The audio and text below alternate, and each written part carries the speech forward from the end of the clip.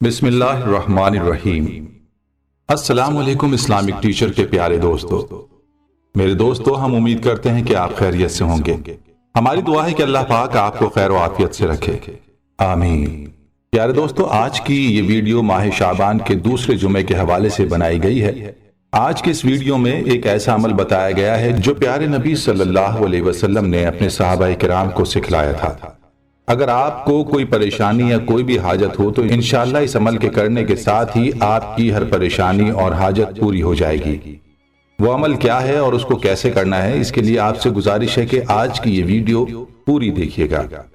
Video کو شروع کرنے سے قبل ہماری آپ سے ہمیشہ کی طرح یہ گزارش ہے کہ اگر آپ نے ابھی تک ہمارے چینل اسلامک ٹیچر کو سبسکرائب نہیں کیا تو سب سے پہلے آپ ہمارے چینل اسلامک ٹیچر کو ضرور سبسکرائب کریں۔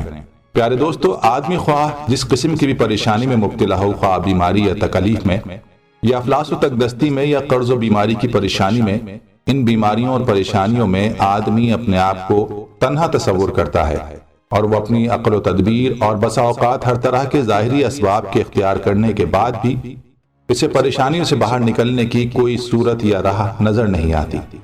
دعاؤں کے خوب اہتمام کے باوجود اس کے مصائب ختم ہونے کا نام نہیں لیتے۔ ان مصائب میں سکون و راحت کے متلاشی کے لیے ایک لازمی امر یہ بھی ہے کہ وہ اس بارے میں نیک لوگوں اور اللہ والوں سے مشورہ طلب کرے، ان کے بتائے ہوئے رہنما اصولوں پر اپنی زندگی کی گاڑی کو آگے بڑھائے۔ حضور اکرم صلی اللہ علیہ وسلم باوجود کہ آپ کو مشورے کی کوئی ضرورت نہیں تھی، لیکن دشوار گزار اور کٹھن مراحل میں صحابہ کرام سے مشورہ طلب کیا کرتے تھے۔ حضرات صحابہ، ائمہ کرام اور بزرگان دین اور علماء و صلحاء کا بھی معمول رہا ہے کہ وہ مصائب میں اللہ والوں سے رجوع کرتے ہیں۔ پریشان حال شخص اگر بیمار ہے تو یوں ہی ہاتھ پر ہاتھ دھرا بیٹھا نہ رہے، تقدیر کا بہانہ بنا کر تدبیر سے نہ چوکے بلکہ علاج و معالجہ کرے۔ اگر بے روزگار ہے تو حصول رزق کے لیے سعی کوشش کرے، اور اگر اولاد کی نافرمانی سے دوچار ہے تو ان کی اصلاح کی راہ اختیار کرے۔ غرض کے مصائب کو دور کرنے کے لیے آدمی مذکورہ بالا امور کے ساتھ اپنی مقدور بھر اسباب و ذرائع کی دنیا میں کوشش بھی کرے۔ البتہ تمام محنت و مجاہدے اور علاج و معالجے کے بعد اس کے نتیجے پر صحت یابی اور رزق کی کشائش وغیرہ کو اللہ تعالیٰ کے حوالے کر دے۔ تدبیر یا تقدیر سے فرار نہیں ہے۔ بقول حضرت عمر رضی اللہ تعالیٰ عنہ، تدبیر کرنا دراصل یہ اللہ کی تقدیر ہی ہے۔ جب حضرت عمر کو تدبیر کے اختیار کرنے پر تقدیر سے فرار کا طعنہ دیا گیا تو آپ نے فرمایا، ہم تقدیر سے فرار اختیار نہیں کر رہے بلکہ نفر من قدر اللہ الی قدر اللہ، ہم اللہ کی تقدیر سے اس کی تقدیر ہی کی طرف بھاگ رہے ہیں۔ توکل کی حقیقت بھی دراصل اسباب کو اختیار کرنے کے بعد نتیجے کو ذات خداوندی کے حوالے کرنا ہے، اور انہی کو اللہ تعالیٰ نے محبوب قرار دیا ہے۔ ان اللہ یحب المتوکلین، اللہ تعالیٰ توکل اختیار کرنے والوں کو پسند کرتا ہے۔ پیارے دوستو، موجودہ دور میں دیکھ لیں، ہر کوئی پریشان نظر آتا ہے۔ آپ جہاں کہیں دیکھیں ہر گھر میں پریشانی ہے۔ کوئی بیمار ہے تو کوئی روزی کے ہاتھوں مجبور۔ ایسے میں آپ کو چاہیے کہ کثرت کے ساتھ اللہ کا ذکر کریں، اللہ کو یاد کریں، کیونکہ جب آپ اللہ کو یاد رکھیں گے تو وہ آپ کے دکھوں کو کیسے ہو سکتا ہے کہ کم نہ کرے۔ اللہ تعالیٰ کی دائمی اطاعت گزاری کے باعث فلاح، کامیابی، خلاصی اور نجات ملتی ہے۔ فرمان باری تعالیٰ ہے، اے ایمان والو، جب تمہارا کسی دشمن سے ٹکراؤ ہو تو اللہ کا بہت زیادہ ذکر کرو تاکہ تم کامیاب ہو۔ سورہ انفال آیت 35۔ پیارے دوستو، یہ ذکر ہر مسلمان کو اپنی حقیقی زبان اور زبان حال دونوں سے ہر وقت کرتے رہنا چاہیے، کیونکہ حقیقت میں عقیدہ توحید کا جوہر ہے کہ انسان ظاہری و باطنی ہر اعتبار سے ہمہ وقت اللہ تعالیٰ کے سامنے متواضع رہے، اس سے تعلق ہو، اللہ تعالیٰ کے سوا کسی سے بھی قوت و طاقت کی وصولی مسترد کر دے۔ اس لیے اللہ کے بندے، تم بہت کمزور ہو، تمہارے اندر اچھا کرنے کی قوت اور برائی سے بچنے کی ہمت تمہارے خالق و پروردگار کے بغیر ممکن ہی نہیں۔ یہ عظیم واقعہ سنیے، اس میں واضح ترین دلیل ہے کہ عقیدہ توحید کی طاقت کے ذریعے بڑی سے بڑی مشکل بھی آسان ہو جاتی ہے، اور سخت ترین پریشانی چاہے وہ کسی بھی قسم کی ہو وہ بھی مندمل ہو جاتی ہے۔ یہ واقعہ متعدد مفسرین اور دیگر اہل علم نے بیان کیا ہے، اور اس کی سندیں کم از کم حسن درجے کی ہیں۔ واقعہ یہ ہے کہ عوف بن مالک اشجعی کے بیٹے سالم کو مشرکوں نے قید کر لیا۔ وہ نبی صلی اللہ علیہ وسلم کے پاس آئے اور کہا، اللہ کے رسول، میرے بیٹے کو دشمنوں نے قید کر لیا ہے اور گھر میں بھی فاقہ کشی ہے۔ تو اس پر رسول اللہ صلی اللہ علیہ وسلم نے فرمایا، آل محمد کے پاس بھی کل شام سے ایک مد دونوں ہاتھوں کے بھراؤ کے برابر غلہ تھا۔ تقوی اختیار کرو اور صبر سے کام لو، اور لا حول ولا قوت الا باللہ کثرت سے کہو۔ ایک روایت میں یہ بھی ہے کہ آپ صلی اللہ علیہ وسلم نے انہیں اور ان کے بیٹے کی ماں کو بھی کثرت سے اس ذکر کا حکم دیا۔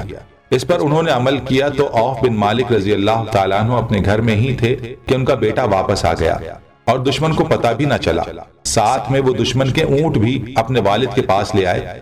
وہ رسول اللہ صلی اللہ علیہ وسلم کے پاس آئے اور بیٹے کے بارے میں خبر بتلائی اور یہ بھی بتلایا کہ وہ ساتھ میں دشمن کے اونٹ لے آیا ہے۔ تو آپ صلی اللہ علیہ وسلم نے فرمایا، تمہیں اختیار ہے، ان کا جو مرضی کرو جیسے تم اپنے اونٹوں کے ساتھ کرتے تھے۔ اور اس پر یہ آیت نازل ہوئی، وَمَن يَتَّقِ اللَّهُ يَجْعَل لَّهُ مُخْرَجًا وَيَرْزُقْهُ مِنْ حَيْثُ لَا يَحْتَسِبُ، اور جو اللہ سے ڈرے تو اللہ اس کے لیے نکلنے کا راستہ بنا دیتا ہے اور وہ اسے ایسی جگہ سے رزق عطا فرماتا ہے جہاں سے اسے گمان بھی نہیں ہوتا۔ سورہ طلاق آیت 2 اور 3۔ اس واقعے کو ہر وقت اور ہر حالت میں ہماری آنکھوں کے سامنے ہونا چاہیے۔ یہی وجہ تھی کہ ہمارے سلف ساحلین اس پر عمل پیرا رہتے تھے۔ پیارے دوستو، موجودہ دور میں جو صورتحال بنی ہوئی ہے، اس دور میں کثرت کے ساتھ آپ یہ دعا پڑھیں، لا حول ولا قوت الا باللہ۔ جو پریشان ہیں یا مصیبت زدہ ہیں یا رزق کا مسئلہ ہے، ہمارے بزرگوں نے اپنی کتابوں میں لکھا ہے کہ شعبان یا رمضان میں کثرت کے ساتھ لا حول ولا قوت الا باللہ کا ورد کریں۔ بہتر یہ ہے کہ ایک دن میں کم از کم 100 بار اس طرح ذکر کریں کہ اس دوران آپ کسی سے بات چیت مت کریں۔ اول و آخر 3 بار درود شریف پڑھیں۔ بہتر ہے کہ یہ عمل کسی جمعے کے روز شروع کریں، کیونکہ جمعے کے دن بہت فضیلت آئی ہے۔ اس عمل کو آپ جو حاجت بھی رکھ کر پڑھیں گے، آپ کی ہر حاجت اللہ تعالیٰ پوری فرما دیں گے۔ اور موجودہ دور میں ہر طرف وائرس کی وجہ سے پریشانیاں بنی ہوئی ہیں۔ ان دنوں میں آپ کو چاہیے کہ کثرت کے ساتھ لا حول ولا قوت الا باللہ پڑھیں، تاکہ اللہ پاک اس بیماری کو تمام لوگوں پر ختم فرما دے۔